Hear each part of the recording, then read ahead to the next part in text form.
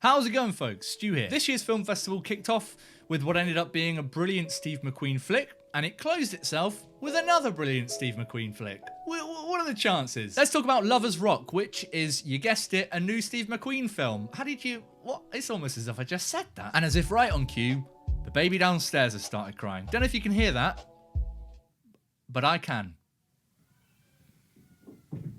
Baby screaming in the background wasn't the exact vibe I was going for in this review, but we'll continue nonetheless. So Lovers Rock, it is another one of Steve McQueen's anthology series Small Axe, which is coming to BBC later this year in November, I believe. I recently reviewed Mangrove, which is the first of his films from the series, so link to that up there if you did want to check out my thoughts on that. But this one is a complete 180 in tone, and just goes to show how versatile McQueen is as a director, and also how gosh darn amazing he is. It was such an engrossing and immersive 60 minutes.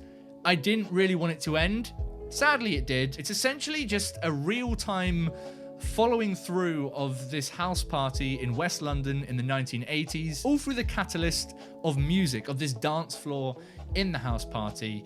And it was just a brilliant and fascinating piece of film. It's almost unfair at this point how much McQueen just seems to be flexing. In Lovers Rock, it feels very much like the narrative, although it's there and there are these sort of arcs within characters and stories, it feels like that sort of takes a bit of a back seat, and it's really just interested in the music and just sort of having your camera flow around this space. And I love that whole feeling of things just popping in and out of the world of this film. It just adds to this whole feeling that this is just alive and real. And music plays such a huge part in this film. It's almost the main character here. And there's such an engrossing relationship between the camera and the music and the characters within this world. So you get this really fluid sense of just moving around this space and moving around all of the different people within this space's stories, whilst also on the whole following one thread.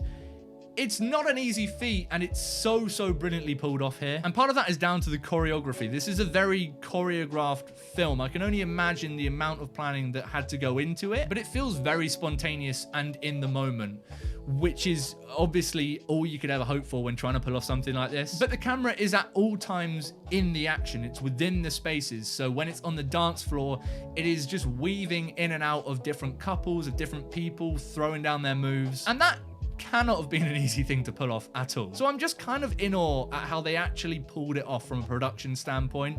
And that is a testament to how creative and genius I think Steve McQueen is as a director. You have to be so aware of the vision you're trying to pull off, and you have to be so in tune with everything that's going on set. And it results in a completely engrossing, immersive 60 minutes that ends up touching on so many different themes and beats in such interesting ways, and they seem to sort of just grow out of each other. It really feels like, as a story, it is constantly morphing, and you're just there to go along with it. You're just there for the ride. And it touches on so many things that these characters are having to go through and deal with in their mental space. You know, these female characters that are in this very male-dominated environment. There's a very obvious sexual current to the film. I mean, the music they're listening to is pretty sexy. I've never sounded more white in my life. But there are themes of sexual assault. There's also racial themes in there. In a couple of the very few moments that they do end up leaving the environment of this party, they're confronted with white people in the neighborhood, and it doesn't shy away from looking at that relationship. But I also love that in those moments, it's kind of not interested in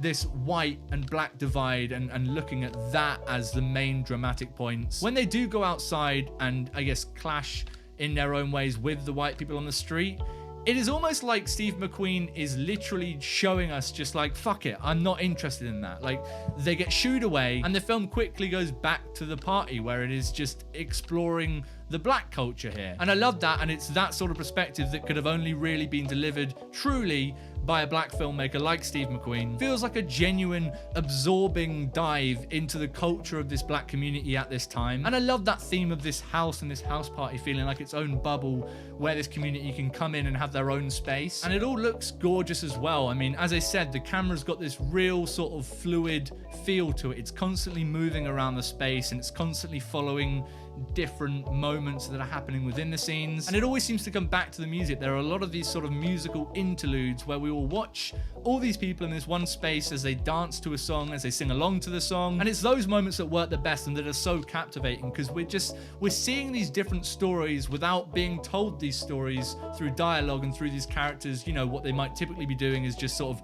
having it out, having big arguments or explaining their thoughts to each other. But instead, the camera and the music are working so well together to explore that. It is sort of a love story, I guess, overall, but in a way which I've not seen done like this before, and that is a testament to how great Steve McQueen is as a director. He's just constantly pushing those boundaries and doing new, creative, imaginative things to tell the stories he wants to tell. I loved it. I had such a good time. Yes, as I said, it does tackle different themes and it does go into these different character arcs, but on the whole, it is just about spending time with this music, with these characters within the music, and so it just feels like you're attending this party. It is impossible not to bop your head along to about 90% of this film. But what about you guys? Did you manage to check out Lovers Rock at this year's film festival or anywhere else it's been showing? Let me know what you thought about it down below. We'll have a little chat. I'll see you guys soon for some more thoughts from the festival, but until then, stay beautiful, stay safe, whack on a record, and have a little boogie.